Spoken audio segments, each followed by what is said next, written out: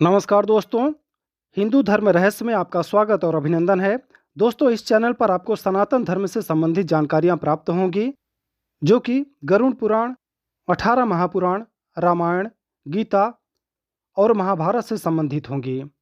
तो हमारे इस चैनल को सब्सक्राइब करें और हमारी इस वीडियो को ज़्यादा से ज़्यादा शेयर करें। दोस्तों, आज हम बात करेंगे हनुमान जी को पंचमुखी रूप कब प्राप्त हुआ था। तो बने रहें हमारे साथ और देखते रहें।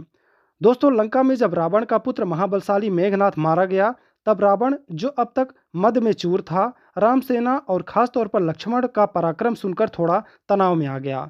रावण को तनावग्रस्त देख रावण की माता केकसी ने उसे उसके पाताल में बसे दो भाइयों अहिरावण और महिरावण की याद दिलाई। रावण को याद आया कि लंका का राजा बनने के बाद उसे उनकी सुध ही नहीं रही। रावण यह भली प्रकार जानता था कि अहिरावण और महिरावण तंत्र मंत्र के महापंडित, जादू टोने के धनी और मां कामाक्षी के परम भक्त हैं। रावण ने उन्हें बुला भेजा और कहा कि वो अपने छल बल कौशल से श्री राम व लक्ष्मण का सफाया कर दें। यह बात दूतों के जरिए विभीषण को पता लगी। युद्ध में अहिरावण व महिरावण जैसे परम मायावियों के शामिल होने से विभीषण चिंता में पड़ गए। विभीषण ने हनुमान जी के साथ मिलकर भगवान श्री राम और लक्ष्मण की सुरक्षा व्यवस्था और कड़ी कर दी। राम लक्ष्मण की कुटिया लंका में सुबेल पर्वत पर बनी थी। हनुमान जी ने कुटिया के चारों ओर एक सुरक्षा घेरा खींच दिया। अब कोई जादू टोना, तंत्र मंत्र का प्रभाव या मायावी राक्षस इस सुरक्षा घेरे के भीतर नहीं घुस सकता। लेकिन महिरावण ने विभीषण का रूप धर सुरक्षा घेरे को चकमा दिया और कुटिया में जा पहुंचा। राम व लक्ष्मण पत्थर की सपाट शिलाओं पर गहरी नींद में सो रहे थे। बिना आहट के शिला समेत दोनों भाइयों को उठा लिया और दोनों राक्षस अपने निवास पाताल को चल दिए। अनहोनी घट चुकी थी। विभीषण को राम लक्ष्मण की जान की चिंता सताने लगी। उन्होंने हनुमान जी को स्थिति से अवगत कराया और उनका पीछा करने को कहा। हनुमान जी ने पक्षी का रूप धारण कर लिया और पक्षी के रूप में ही निकुंभला नगर पहुंच गए। निकुंभला नगरी में पक्षी रूप धरे हनुमान जी ने एक कबूतर और कबूतरी को आपस में बतियाते सुना। वो कह रहे थे कि अब रावण की जीत पक्की है। अहिरावण व महिरावण राम लक्ष्मण को बलि चढ़ा देंगे। बस युद्ध समाप्त। उनसे ही बजरंग बली को पता चला कि दोनों राक्षस राम लक्ष्मण को सोते में ही उठाकर कामाक्षी देवी को बलि चढ़ाने पाताल लोक ले गए हैं। हनुमान जी वायु वेग से रसातल की ओर बढ़े और तुरंत वहां पहुंचे। हनुमान जी को रसातल में प्रवेश द्वार पर एक अद्भुत पहरेदार मिला। इसका आधा शरीर बानर का और आधा मछली का था। उसने हनुमान जी को पाताल में प्रवेश से रोक दिया। द्वार पर हनुमान जी से बोला कि मुझको परास्त किए बिना तुम्हारा भीतर जाना असंभव है। दोनों में लड़ाई ठन गई। हनुमान जी की आशा के विपरीत यह बड़ा ही बलशाली और कुशल योद्धा निकला। दोनों ही बड़े बलशाली थे। दोनों में बहुत भयंकर युद्ध हुआ, परंतु वह बजरंग बली के आगे द्वारपाल न टिक सका। आखिरकार हनुमान जी ने उसे हरा तो दिया, पर उस द्वारपाल की प्रशंसा करने से नहीं रह सके। हनुमान जी ने उस वीर से कहा, हे वीर, तुम अपना परिचय दो। तुम्हारा स्वरूप भी कुछ ऐसा है, इसमें कौतूहल हो रहा है। उस वीर ने उत्तर दिया कि मैं हनुमान का पुत्र हूँ और एक मछली से पैदा हुआ हूँ। मेरा नाम मकरध्वज है। हनुमान जी ने यह सुना तो आश्चर्य में पड़ गए। मकरध्वज ने आगे कहा, लंका दहन के बाद समुद्र हनुमान जी समुद्र में अपनी अग्नि शांत करने पहुंचे। उनके शरीर से पसीने के रूप में तेज गिरा। उस समय मेरी माँ ने आहार के लिए मुख खोला था। वह तेज मेरी माता ने अपने मुख में ले लिया और गर्भवती हो गई। उसी से मेरा जन्म हुआ है। हनुमान जी ने मकरध्वज को बताया कि वह ही हनुमान है। मकरध्वज ने हनुमान जी के चरण स्पर्श किए। हनुमान जी ने अपने बेटे को गले लगा लिया और वहां आने का पूरा कारण बताया। उन्होंने अपने पुत्र से कहा कि अपना अपने पिता के स्वामी की रक्षा में सहायता करो। मकरध्वज ने हनुमान जी को बताया कि कुछ ही देर में राक्षस बलि के लिए आने वाले हैं। बेहतर होगा कि आप रूप बदलकर कामाक्षी के मंदिर में जाकर बैठ जाएं और उनको सारी पूजा झरोखे से करने को कहें। हनुमान जी ने पहले तो मधुमक्खी का वेश धरा और माँ कामाक्षी के मंदिर में घुस गए। हनुमान जी ने माँ कामाक्षी को नमस्कार कर सफलता की कामना की और फिर कहा, हे माँ, क्या आप वास्तव में श्री राम जी और लक्ष्मण जी की बलि चाहती हैं? हनुमान जी के इस प्रश्न पर माँ कामाक्षी ने उत्तर दिया, नहीं, मैं तो दुष्ट अहिरावण और महिरावण की बलि चाहती हूँ। यह दोनों मेरे भक्त तो हैं, पर अधर्मी और अत्याचारी भी हैं। आप अपने प्रयत्न करो, सफल रहोगे। मंदिर में 5 दीप अलग अलग दिशाओं और स्थान पर जल रहे थे। माँ ने कहा कि यह दीप अहिरावण ने मेरी प्रसन्नता के लिए जलाए हैं। जिस दिन ये एक साथ दिए बुझ जाएंगे, उसका अंत सुनिश्चित हो सकेगा। इसी बीच गाजे बाजे का शोर सुनाई पड़ने लगा। अहिरावण महिरावण बलि चढ़ाने के लिए आ रहे थे। हनुमान जी ने अब माँ कामाक्षी का रूप धरा। अब अहिरावण और महिरावण मंदिर में प्रवेश करने ही वाले थे कि हनुमान जी का महिला स्वर गूंजा। मैं कामाक्षी देवी हूँ और आज मेरी पूजा झरोखे से करो। झरोखे से पूजा आरंभ हुई। ढेर सारा चढ़ावा माँ कामाक्षी के झरोखे से चढ़ाया जाने लगा। अंत में बंधक बलि के रूप में राम लक्ष्मण को भी उसी से डाला गया। दोनों बंधन में बेहोश थे। हनुमान जी ने तुरंत उन्हें बंधन मुक्त किया। अब पाताल लोक से निकलने की बारी थी, पर इससे पहले माँ कामाक्षी के सामने अहिरावण महिरावण की बलि देकर उनकी इच्छा पूरी करना और दोनों राक्षसों को उनके लिए सजा देना शेष था। अब हनुमान जी ने मकरध्वज को कहा कि वह अचेत अवस्था में लेटे हुए भगवान राम और लक्ष्मण का खास ख्याल रखें और फिर उसके साथ मिलकर दोनों राक्षसों के खिलाफ युद्ध छेड़ दिया। पर यह युद्ध आसान न था। अहिरावण और महिरावण बड़ी मुश्किल से मरते तो फिर 5-5 के रूप में जिंदा हो जाते। इस विकट स्थिति में मकरध्वज ने बताया कि अहिरावण की एक पत्नी नागकन्या है। अहिरावण उसे बलत हर लाया है और वह उसे पसंद नहीं करती, पर मन मार के उसके साथ है।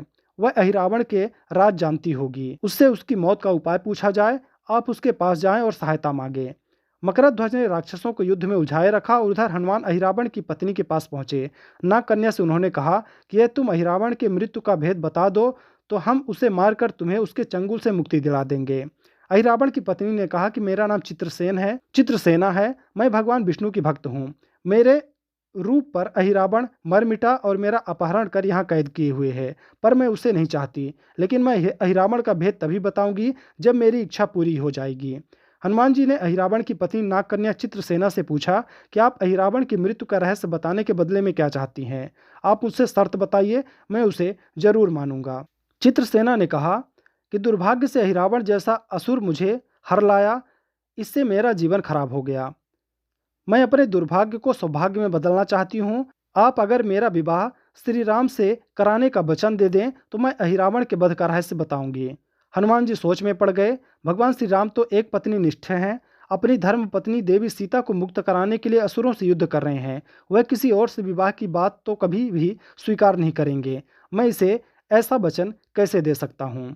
फिर सोचने लगे कि यदि समय पर उचित निर्णय न लिया जाए तो स्वामी के प्राण ही संकट में हैं। असमंजस की स्थिति में बेचैन हनुमान जी ने ऐसी राह निकाली कि सांप भी मर जाए और लाठी भी न टूटे। हनुमान जी बोले, तुम्हारी शर्त स्वीकार है, पर हमारी भी एक शर्त है। यह विवाह होगा जब तुम्हारे साथ भगवान राम जिस पलंग पर भी आसीन होंगे वह सही सलामत रहना चाहिए। यदि वह टूट गया तो इसे अपशगुन मानकर वचन से पीछे हट जाऊंगा। जब महाकाय अहिरावण के बैठने से पलंग नहीं टूटता तो भला श्री राम के बैठने से यह कैसे टूटेगा? यह सोचकर चित्रसेना तैयार हो गई। उसने अहिरावण समेत सभी राक्षसों के अंत का सारा भेद बता दिया। चित्रसेना ने कहा, दोनों राक्षसों के बचपन की बात है, जब दोनों के कुछ शरारती राक्षस मित्रों ने कहीं से एक भ्रामरी को पकड़ लिया। मनोरंजन के लिए वे उसे भ्रामरी को बार बार कांटों से छेड़ भी रहे थे। भ्रामरी साधारण भ्रामरी नहीं थी, वह बहुत ही मायावी थी, किंतु किसी कारणवश वह पकड़ में आ गई थी। भ्रामरी की पीड़ा सुनकर अहिरावण और महिरावण को दया आ गई। अपने मित्रों से लड़कर उसे छुड़ा दिया। मायावी भ्रामरी का पति भी अपनी पत्नी की पीड़ा सुनकर आया था। अपनी पत्नी की मुक्ति से प्रसन्न होकर उस भ्रमर ने वचन दिया कि तुम्हारे उपकार का बदला हम सभी भ्रमर जात मिलकर चुकाएंगे। तो ये भौरे अधिकतर उसके शयन कक्ष के पास रहते हैं और ये सब भारी संख्या में हैं। दोनों राक्षसों को जब भी मारने का प्रयास हुआ और ये मरने को हो जाते हैं, तब भ्रमर उनके मुख में एक एक बूंद अमृत का डाल देते हैं। उस अमृत के कारण ये दोनों राक्षस मरकर भी जिंदा हो जाते हैं। इनके कई कई रूप उसी अमृत के कारण हैं। इन्हें जितनी बार फिर से जीवन दान दिया गया, उनके उतने नए रूप बन गए। इसलिए आपको पहले इन भंवरों को मारना होगा। हनुमान जी रहस्य जानकर लौटे। मकरध्वज ने अहिरावण को युद्ध में उलझा रखा था, तो हनुमान जी ने भंवरों का खात्मा शुरू किया। वो आखिर हनुमान जी के सामने कहाँ तक टिकते? जब सारे भ्रमर खत्म हो गए, केवल एक बचा, तो वह हनुमान जी के चरणों में लेट गया। उसने हनुमान जी से प्राण रक्षा की याचना की। हनुमान जी पसीज गए। उन्होंने उसे क्षमा करते हुए एक काम सौंपा। हनुमान जी बोले, मैं तुम्हें प्राण दान देता हूँ, पर इस शर्त पर कि तुम यहाँ से तुरंत चले जाओगे और अहिरावण की पत्नी के पलंग की पाटी में घुसकर जल्दी से जल्दी उसे पूरी तरह खोखला बना दोगे। भ्रमर तत्काल चित्रसेना की पलंग की पाटी में घुसने के लिए प्रस्थान कर गया। इधर अहिरावण और महिरावण को अपने चमत्कार के लुप्त होने से बहुत अचरज हुआ, पर उन्होंने मायावी युद्ध जारी रखा। भ्रमरों को हनुमान जी ने समाप्त कर दिया। फिर भी हनुमान जी और मकरध्वज के हाथों अहिरावण और महिरावण का अंत नहीं हो पा रहा था। यह देखकर हनुमान जी कुछ चिंतित हुए। फिर उन्हें कामाक्षी देवी का वचन याद आया। देवी ने बताया था कि अहिरावण की सिद्धि है कि जब पांचों दीपक एक साथ बुझेंगे तभी वे नए नए रूप धारण करने में असमर्थ होंगे और उनका वध हो सकेगा। हनुमान जी ने तत्काल पंचमुखी रूप धारण कर लिया। उत्तर दिशा में बारह मुख, दक्षिण दिशा में नरसिंह मुख, पश्चिम दिशा में गरुण मुख, आकाश की ओर हयग्रीव मुख एवं पूर्व की दिशा में हनुमान मुख। इसके बाद हनुमान जी ने अपने पांचों मुखों द्वारा एक साथ पांचों दीपक बुझा दिए। अब उनके बार बार पैदा होने और लंबे समय तक जिंदा रहने की सारी आशंकाएं समाप्त हो गई थी। हनुमान जी और मकरध्वज के हाथों श्रीगिरी दोनों राक्षस मारे गए। इसके बाद उन्होंने श्री राम और लक्ष्मण जी की मूर्छा दूर करने के लिए उपाय किए। दोनों भाई होश में आ गए। चित्रसेना भी वहां आ गई थी। हनुमान जी ने कहा, प्रभु अब आप अहिरावण और महिरावण के छल और बंधन से मुक्त हुए, पर इसके लिए हमें इस नाग कन्या की सहायता लेनी पड़ी थी। अहिरावण इसे बलपूर्वक उठा लाया था। वह आपसे विवाह करना चाहती है। कृपया इससे विवाह कर अपने साथ ले चलें। इससे उसे भी मुक्ति मिल जाएगी। भगवान श्री राम हनुमान जी की बात सुनकर चकराए। इससे पहले कि वे कुछ कह पाते, हनुमान जी ने कह दिया, भगवान आप तो मुक्तिदाता हैं। अहिरावण को मारने का भेद इसी ने बताया। इसके बिना हम उसे मारकर आपको बचाने में सफल ना हो पाते। कृपा निधान, इसे भी मुक्ति मिलनी चाहिए। परंतु आप चिंता न करें, हम सब का जीवन बचाने वाले के प्रति बस एक काम कर दीजिए। आप बस इस पलंग पर बैठिए, बाकी का काम मैं संपन्न करवाता हूँ। हनुमान जी इतनी तेजी से सारे कार्य करते जा रहे थे, इससे भगवान राम जी और लक्ष्मण जी दोनों चिंता में पड़ गए कि वह कोई कदम उठाते हैं। तब तक हनुमान जी ने भगवान राम की बाह पकड़ ली। हनुमान जी ने भावावेश में ही प्रभु श्री राम की बाह पकड़कर चित्रसेना के उस सजे धजे विशाल विशाल पलंग पर बिठा दिया। भगवान राम कुछ समझ पाते तभी पलंग की खोखली पाटी चरमरा कर टूट गई। पलंग धराशायी हो गया। चित्रसेना भी जमीन पर आ गिरी। हनुमान जी हंस पड़े और फिर चित्रसेना से बोले कि अब तुम्हारी शर्त तो पूरी नहीं हुई, इसलिए यह विवाह नहीं हो सकता। तुम मुक्त हो और हम तुम्हें तुम्हारे लोक भेजने का प्रबंध करते हैं। चित्रसेना समझ गई इसके साथ छल हुआ है। उसने कहा कि उसके साथ छल हुआ। मर्यादा पुरुषोत्तम के सेवक उनके सामने किसी के साथ छल करें, यह तो अनुचित है। मैं हनुमान को श्राप दूंगी। चित्रसेना हनुमान जी को श्राप देने ही जा रही थी कि भगवान राम का सम्मोहन भंग हुआ। वह इस पूरे नाटक को समझ गए। उन्होंने चित्रसेना को समझाया, मैंने एक पत्नी धर्म से बंधे होने का संकल्प लिया है, इसलिए हनुमान जी को यह करना पड़ा। उन्हें क्षमा कर दो। क्रुद्ध चित्रसेना तो उनसे विवाह के जिद पकड़े बैठी थी। श्री राम ने कहा कि मैं जब द्वापर में श्री कृष्ण का अवतार लूंगा तब तुम्हें सत्यभामा के रूप में अपनी पटरानी बनाऊंगा। इससे वह मान गई। हनुमान जी ने चित्रसेना को उसके पिता के पास पहुंचा दिया। चित्रसेना को प्रभु ने अगले जन्म में पत्नी बनने का वरदान दिया था। भगवान विष्णु की पत्नी बनने की चाह में उसने स्वयं को अग्नि में भस्म कर लिया। श्री राम और लक्ष्मण मकरध्वज और हनुमान जी सहित वापस लंका में सुवेल पर्वत पर लौट आए। दोस्तों, यह कहानी स्कंद पुराण और आनंद रामायण के सार कांड से ली गई है। यह कहानी आपको कैसी लगी? हनुमान के पंचमुखी रूप के बारे में अगर आप जानते हो तो हमें कमेंट करके बताएं। अगर आपने यह पहली बार सुना हो तो भी हमें कमेंट करके बताएं। मिलते हैं फिर एक नई जानकारी के साथ। तब तक के लिए जय श्री राम।